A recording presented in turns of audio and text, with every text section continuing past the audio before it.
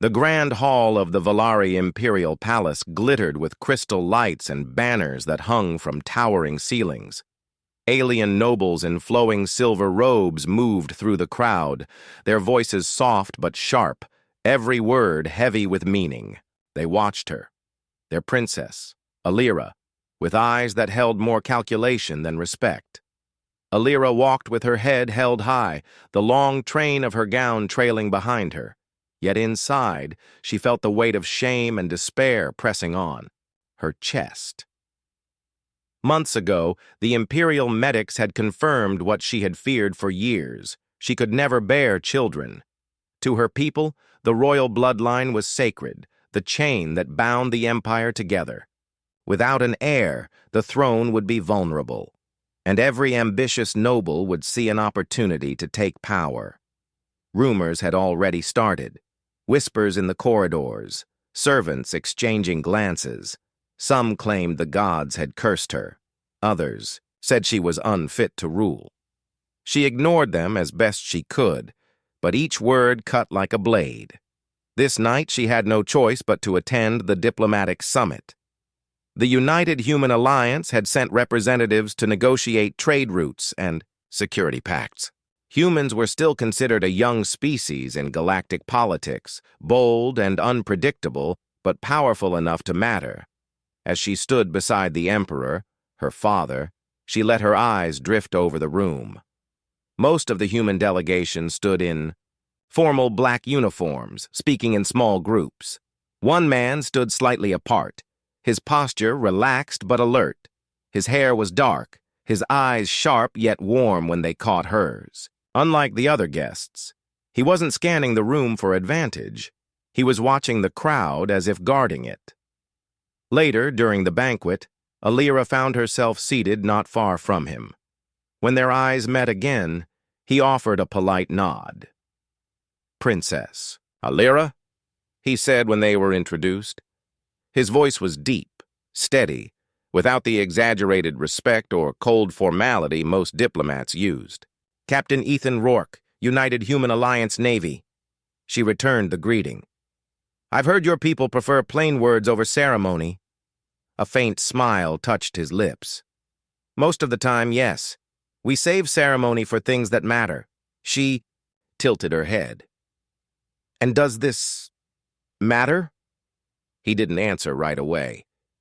Instead, he looked at her in a way that made her feel as though he could see past the royal title, past the flawless mask she wore.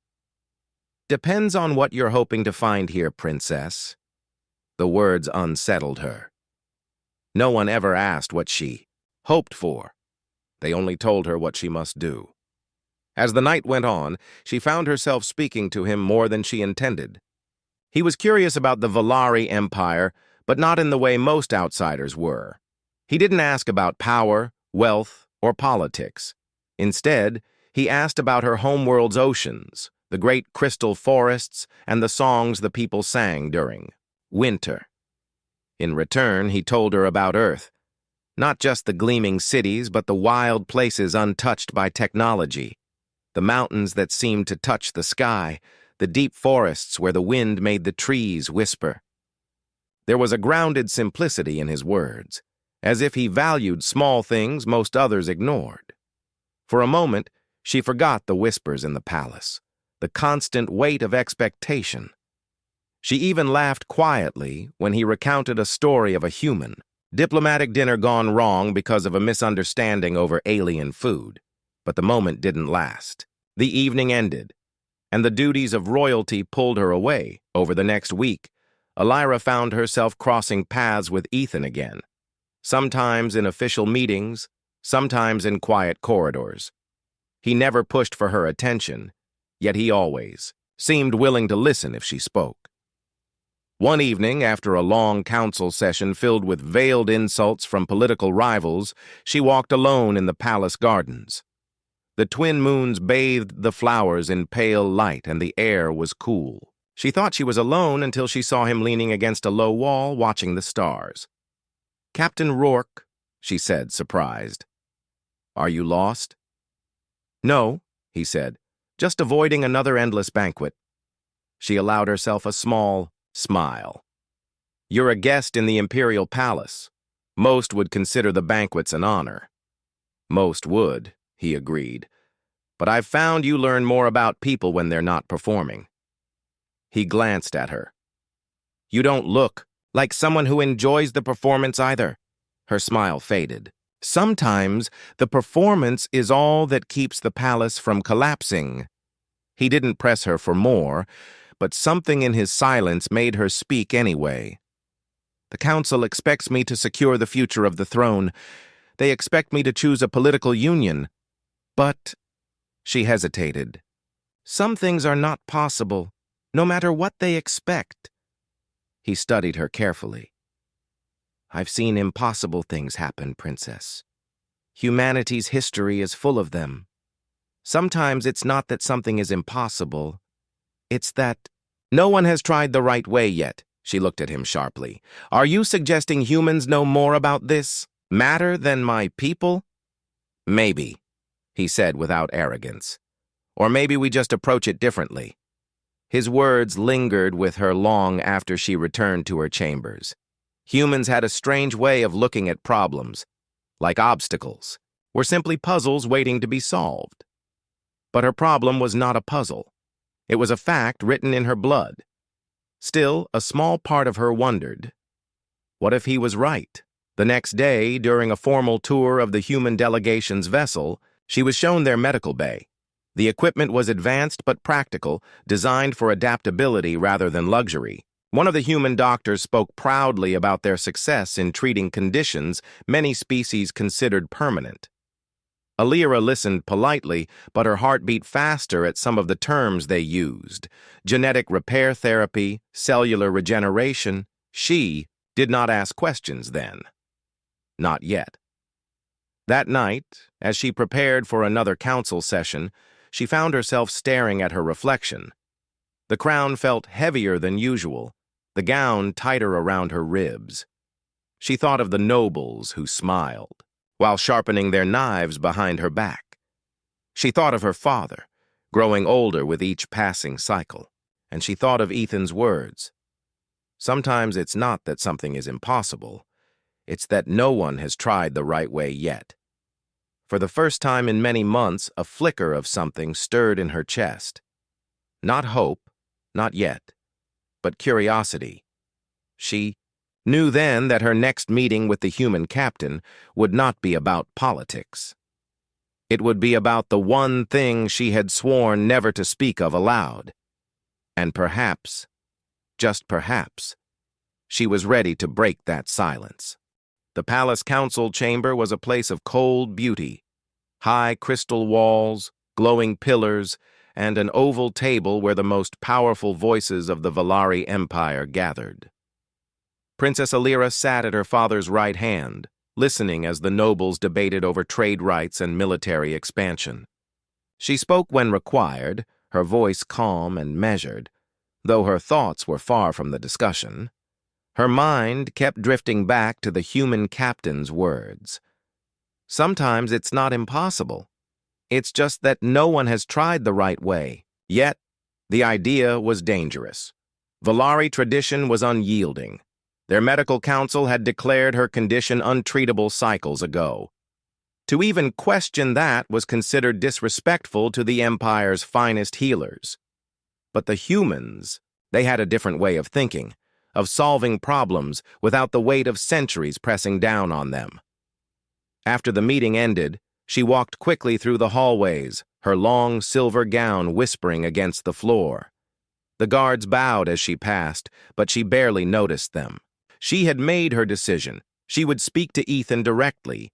She found him later that day, standing near one of the palace's viewing platforms, the stars stretched out behind him like a dark sea scattered with light. "Captain Rourke," she said softly. He turned, his expression neutral, but his eyes warm. "Princess, you look like you've made a decision about something." She hesitated before speaking. "I have questions about your people's medicine." He didn't smile or joke. Instead, he stepped closer so others wouldn't overhear. Then ask. I'll answer honestly. Your doctors spoke of genetic, repair, cellular regeneration. Treatments my people do not use. Are they capable of restoring what is lost? He studied her face for a moment. Are you asking for someone else or for yourself? Her breath caught. For myself. There was no judgment in his voice when he replied. Yes, there's a chance. Our methods aren't perfect, but we've helped people who thought they'd never have a future like that again. Alira's heart pounded. But your methods are different. My people would call them untested, unsafe. Unsafe is letting fear stop you from trying, Ethan said quietly. I know your position makes this complicated, but if you truly want to know, I can arrange for you to speak privately with our chief medical officer. No politics. Just truth. She stared at him. In the palace, no one ever offered her truth, only what they thought she should hear. And you would do this? Why? Because, he said simply, you look like someone who's been told to give up. I don't like seeing people give up before they have to. That night, Alira left the palace under the guise of visiting the human ship for diplomatic review. 2 guards accompanied her, but once aboard, Ethan led her through a quieter corridor away from the official tour. The hum of the ship's systems surrounded them as they entered the medical bay. Dr. Mara Ellis was waiting, a woman in her early 40s with a steady gaze and quick hands. She greeted Alira with the same respect she might give any patient, not bowing or using royal titles in a way that felt heavy. Captain Rourke tells me you're interested in our reproductive gene therapy, Dr. Ellis said. It's advanced, but not magic. I can't promise it will work, but I can tell you your condition isn't beyond hope. Alira listened as the doctor explained the process in simple terms. Human science used targeted nanotech and genetic rewriting to repair damaged or missing reproductive functions. The treatment had helped soldiers injured in war, colonists exposed to radiation, and civilians born with rare genetic flaws. How long? Alira asked. Weeks for the procedure, Dr. Ellis replied. Months for full recovery. During that time, you'd need monitoring, preferably on a ship or facility with the right equipment. Alira's chest tightened. I cannot vanish from the Empire for months without raising suspicion. Ethan spoke up. There are ways to hide the truth. Official travel for diplomacy, extended inspections, health reasons kept private under imperial law. I can help arrange it. Her mind raced. It was possible, but dangerous. If the council learned she had turned to humans for help, they might call her unfit to rule. As she left the medical bay, she stopped in the corridor and turned to Ethan. If this fails, it will cost me everything. And if it works? He asked. She didn't answer immediately. Then it will give me back something I thought was lost forever. The following days were tense. The imperial court grew restless as political rivals began pressing for an alliance marriage. The most persistent was Lord Serac, a cold and calculating noble whose family had long wanted the throne. He cornered Alira in the audience chamber, his voice dripping with false politeness. Princess, he said, your father grows older. The people grow anxious. A union between our houses would secure the Empire's future. Alira's tone remained cool. I thank you for your concern, Lord Serac, but my father and I will decide what secures the future. He smiled thinly. Of course. Though the people may not wait forever for an heir. That night, Alira sat in her chambers, staring at the palace gardens beyond her window. The air smelled faintly of rain. She thought of the rebels beyond the Empire's borders, of the Council's hunger for power, of the way Serac's words felt like a trap closing in. And then she thought of the human ship, of Dr. Ellis's steady confidence, and of Ethan's unshakable belief that impossible things could be made real. When the palace announced that she would travel to a neutral system for cultural exchange with human representatives, The council accepted the explanation, though. Some eyes narrowed with suspicion. As her transport ship left the capital, she stood by the window, watching her homeworld shrink into the distance. Ethan stood beside her. "No turning back now," he said quietly. She glanced at him. "I was never one to turn back." Inside, fear and hope wrestled for control. She was risking not only her position, but her life. Yet for the first time in years, the path ahead felt like it might lead somewhere other than despair. When the human, medical ship came into view, a sleek vessel of white and silver, she felt her pulse quicken. Whatever happened next would change everything. Whether for better or worse, she could not yet know. But she knew this much. She was ready to try. The day started like any other for most of the Orbital Academy. But for Ethan, it began with a strange feeling in the air. The station's corridors hummed a little louder. The guards at every checkpoint stood straighter, and the intercom buzzed more often than usual with short-clipped announcements. Something was happening. He noticed even before classes began that the teachers seemed distracted. A few kept glancing at their wristcoms as if expecting urgent news. Students whispered in small groups, trying to guess what was going on. Some claimed a visiting ambassador was arriving. Others said there had been an incident near the outer docks. By midday, that incident had reached Ethan's ears in a very different way. During lunch, as he sat alone at the far end of the cafeteria, he overheard two older students talking near the serving line. "The code was crimson gold," one whispered. "Do you know what that means?" The other's eyes widened. "Only the Valori Royal Fleet uses that clearance." Ethan froze. He had heard the name Valori before. It belonged to one of the most feared and respected empires in the galaxy. Their royal fleet was enormous, their warships unmatched in both power and beauty. No one summoned them lightly, and no one ignored their arrival. But what would they be doing here? Before he could think more about it, the Academy's central announcement system crackled to life. The headmaster's voice, normally calm, now carried a tense edge. All students will remain in their current classrooms after the next period. Security personnel will be stationed in all corridors. A royal inspection team is arriving from the Valori Empire. This is not a drill. The cafeteria erupted into noise. Students began talking over one another, some excited, some nervous, some already rehearsing what they might say if they met someone from the royal fleet. For Ethan, the announcement felt unreal. He had never seen a Valori ship in person, only in vids. The thought of it docking here seemed impossible, until the floor beneath them trembled. The deep, resonant vibration traveled through the station's hull, steady and powerful. Everyone went silent. Even the air seemed to hold its breath. And then, from the high windows in the cafeteria, the ship came into view.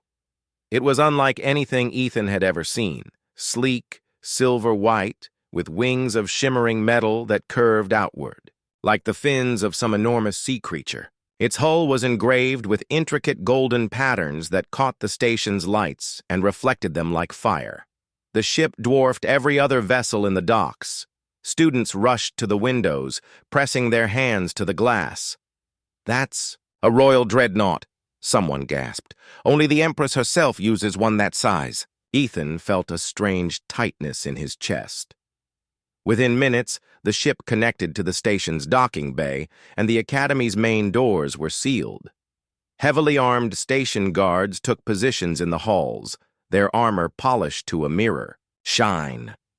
And then came the sound, steady footsteps in perfect unison. It wasn't loud, but it carried weight. Every step echoed down the corridor like a drumbeat. The first to enter were the Valori Royal Guard. They were taller than most species, their silver armor inlaid with gold lines that pulsed faintly with energy. Each carried a ceremonial staff that also functioned as a high-powered weapon. Behind them, a smaller group of attendants in deep blue. Robes followed, their heads bowed. The entire cafeteria watched as the guards moved with precise coordination, making a path down the center of the room. Their faces were hidden behind visors, but their presence radiated authority. And then, she stepped through the doorway. The alien woman was unlike anyone Ethan had ever seen. Her eyes glowed faintly with a rich gold hue, framed by long, flowing hair the color of midnight. Her armor was lighter than the guards, but it was adorned with more gold, and a long, regal cloak trailed behind her. Each movement she made was deliberate, graceful, and commanding. The students didn't need to be told who she was. Whispers spread instantly. The Empress. She walked slowly, her gaze moving over the room until it stopped. On Ethan. He blinked. She didn't just look at him. She studied him, her expression unreadable. The room seemed to fade as she stepped forward, the guards parting for her. She stopped a meter away from him and, to everyone's shock, knelt slightly so they were at eye level. "My son," she said, her voice calm but carrying an unshakable weight. "I came as soon as I heard." Gasps filled the room. The sound was almost physical, a wave of disbelief that rippled through every student and teacher present. The bullies who had mocked Ethan for months looked frozen in place. Their smugness vanished in an instant. The Empress straightened and turned her gaze toward the staff at the far end of the room. "Who has harmed him?" the headmaster stammered. Your Majesty, we—" She raised a hand, and the headmaster fell silent. One of her guards activated a small device on his wrist, and a holographic projection appeared in the air, security footage from the Academy's own cameras. It showed every shove, every accident, every moment Ethan had been targeted. The footage played in silence.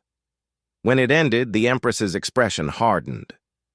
She gave a short order in the Valori language, and 2 guards immediately stepped forward, seizing the bullies and escorting them out of the room.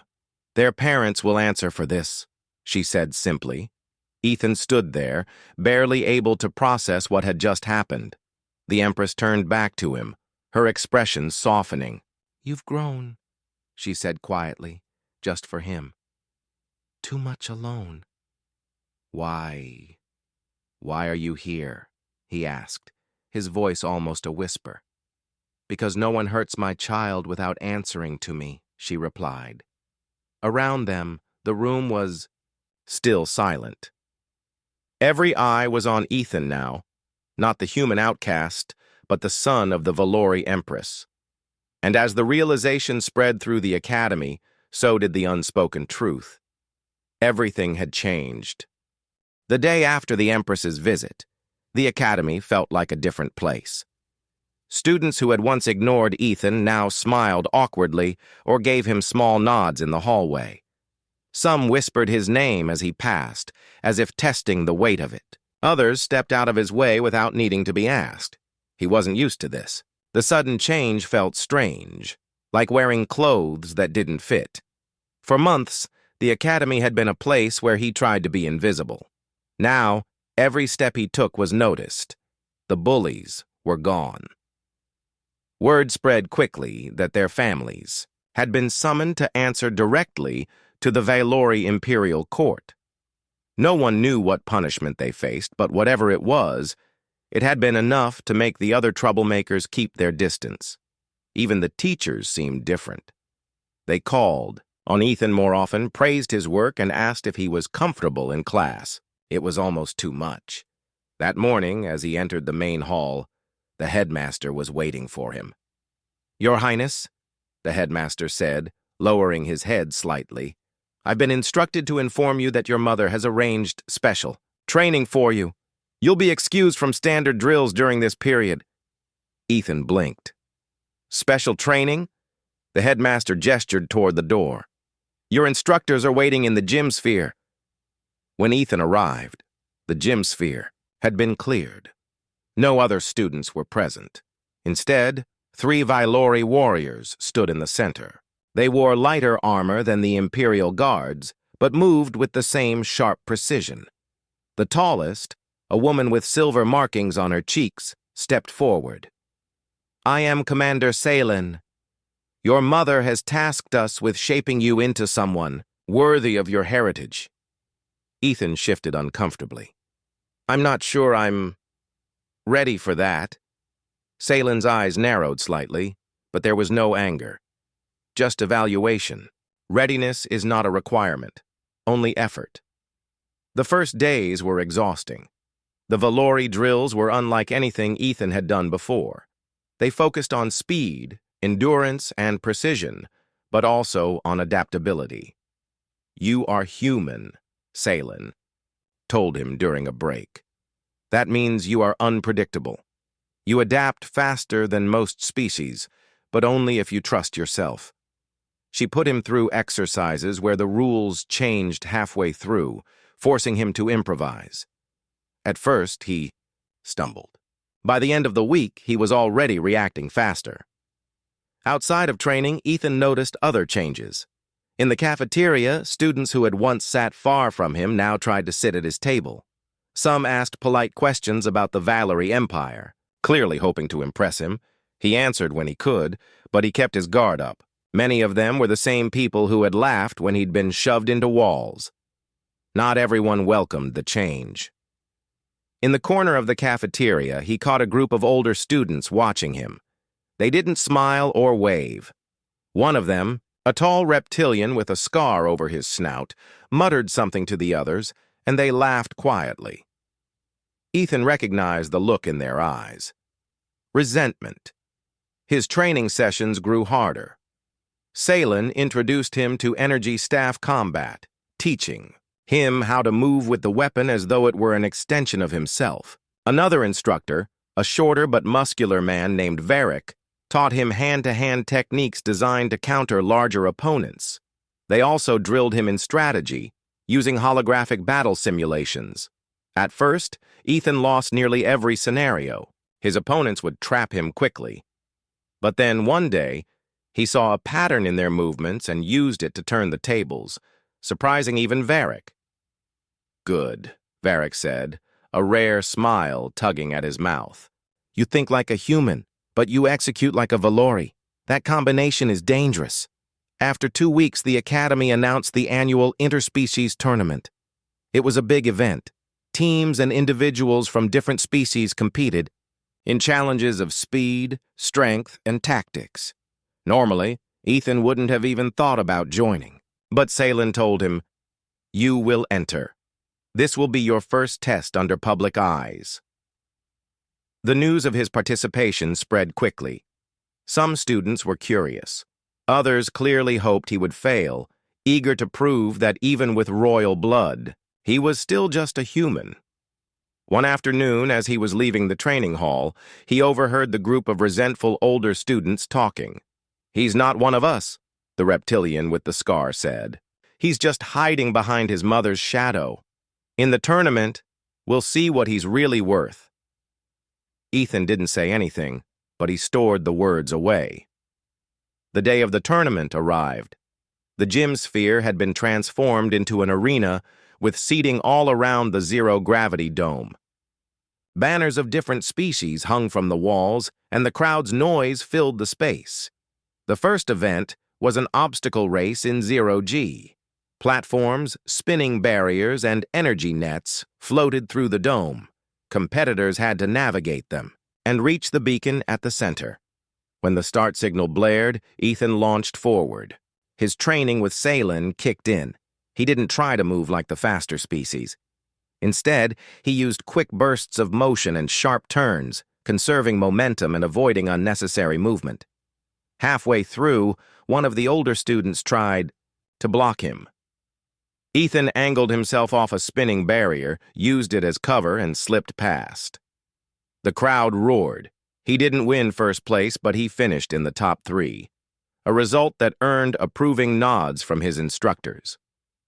The next event was combat trials. Each competitor faced another in simulated duels. When Ethan's turn came, he was matched against the reptilian with the scar. The other boy smirked, clearly expecting an easy win. The duel began. The reptilian attacked aggressively, forcing Ethan back. But Ethan remembered Varric's lessons.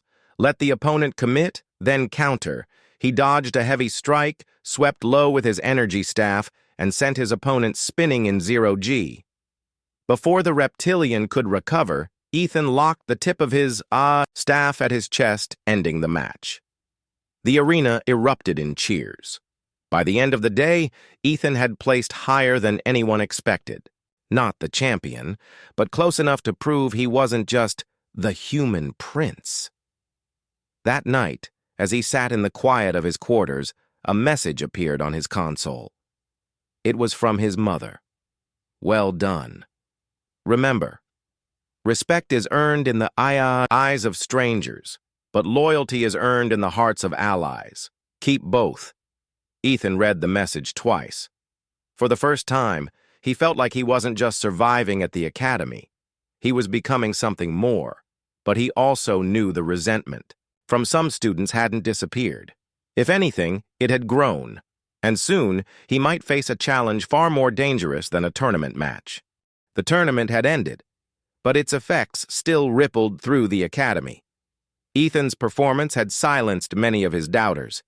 Students who had once mocked him now spoke his name with respect, and some even asked for his advice in training drills.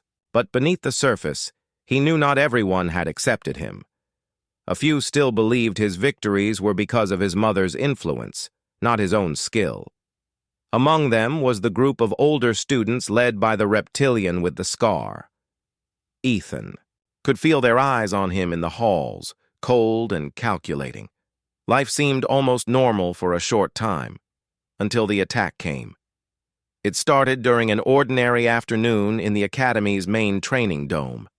Ethan was in the middle of a practice match with a younger student when the lights flickered. At first, no one thought much of it. The station's power sometimes shifted when docking bays were busy, but then the flicker came again, longer this time, and a low, distant alarm began to sound. The instructors froze. "That's not a drill," one of them said sharply. Before anyone could respond, the academy's main doors slammed shut, sealing the training dome. The comms panels along the walls lit up with flashing red symbols. Lockdown. Protocol. A voice came over the intercom, deep and distorted. "Attention, Orbital Academy. This station is now under our control. Comply, and no harm will come to you." Students began whispering, fear spreading quickly. Commander Salen's voice suddenly cut through the noise. She had entered the dome moments after the alarm, her armor already in place. "Everyone, stay calm. Gather at the far wall. This is a hostile incursion." Ethan moved with the others but kept his eyes on her. "What's happening?" "Pirates," she said grimly. "And not the small kind. These are mercenaries for hire, well-armed, well-paid." "Paid by who?" Ethan asked. She didn't answer, but the look in her eyes told him she had a suspicion. Through the viewport high above, they could see shapes moving in the distance. Armored figures in dark suits boarding from a smaller, jagged ship docked to the station's underbay. The first explosions came a moment later, muffled by the station's walls. The intruders were trying to breach certain areas, then the sound of boots echoed in the corridor beyond the training dome. The main door shuddered. Under an impact, Salen turned to the students. "Emergency escape pods are 2 halls away, but we have to move now." The instructors led the younger students out through a side passage, while Salen stayed behind with Ethan and 2 other older cadets to guard the rear. The mercenaries broke through the main door seconds later. Blaster fire filled the air, bolts of red and blue light slicing across the dome. Salen moved like a storm, deflecting shots with her staff and driving the attackers back. Ethan had no weapon, but he remembered his training. He grabbed a fallen cadet's practice spear. Its energy, core weak, but enough to stun at close range, and moved to intercept one mercenary trying to flank them. The man swung a heavy blade, but Ethan ducked under it and jabbed the spear into the gap between the armor plates, sending a jolt through the attacker's body. The mercenary fell back, dazed. "Good!" Salen called, taking down another with a spinning strike. "Stay alert!" The fight lasted less than 2 minutes before the mercenaries retreated into the corridor, regrouping. Salen motioned for them to move. As they ran, Ethan's mind raced. These mercenaries were organized, too much for a random raid. Someone had sent them here for a reason. They reached the main junction, where the escape pods were supposed to be, but the corridor was blocked by debris from an earlier explosion. Smoke and sparks hissed from the twisted metal. "Change of plan," Salen said quickly. "Control center. If we can seal the docking clamps, we can trap them." Ethan followed her through another hallway, hearing distant firefights elsewhere, in the station. The sounds of shouting and energy fire echoed through the metal walls. The control center was guarded by 2 station security officers who let them through immediately. The room was filled with glowing panels and large view screens showing different parts of the station. Salen strode to the main console. "Lock all airlocks except Section 12. "Why leave 12 open?" Ethan asked. "Bait," she said, simply. Sure enough, the mercenaries concentrated their forces toward Section 12, thinking it was a weak point. While they funneled in, Salen triggered the station's emergency vent sequence for that section, safe for the rest of the station, but enough to disorient and disable the attackers. But just as they thought it was over, a sudden alert flashed. On the console, "Power override in progress." "Someone's inside the station systems," one officer said. "They're trying to unlock the clamps and take the whole station hostage." Salen cursed under her breath. "That's not standard pirate work. Someone on the inside is helping them." Ethan's stomach tightened. He had a good guess who. Someone who still hated him and would benefit from his failure. Without waiting, he stepped up to the console. "I can stop it," Salen turned. "You're not trained for—" "I've studied the station's systems," Ethan interrupted. "They use old Valori encryption in the maintenance protocols. I can jam it." She hesitated for a fraction of a second, then nodded. "Do it." His fingers flew across the holographic keys, navigating layers of code. The mercenaries' hacker was good, fast, precise, but they didn't know the older Valori subroutines. Ethan used a bypass sequence his mother had once shown him, a method only royal technicians used. The override attempt froze. "Got it," Ethan said, locking the clamps manually. "They're not going anywhere." Salen gave a sharp nod to the officers. "Signal the Imperial Dawn. Tell them the station is secure enough for boarding teams." Minutes later, the Empress's flagship deployed its own troops. Armored soldiers poured into the station, rounding up the remaining mercenaries. After the attackers were removed and the fires put out, the Academy slowly returned to normal, at least on the surface. The next day, the Empress herself came to the Academy again. She met Ethan in the repaired training dome. "I've heard of your actions," she said, her voice calm but proud. "You fought, you adapted, and you saved lives." Ethan shrugged lightly. "I just did what I could." She stepped closer, placing a hand on his shoulder. "No. You proved that you are not only my son, but a leader in your own right. Today, they will remember you not as the boy who was bullied, but as the one who stood when others would have fallen." And as she turned to leave, Ethan realized she was right. For the first time since arriving at the Academy, he didn't just feel like he belonged. He knew he had earned his place.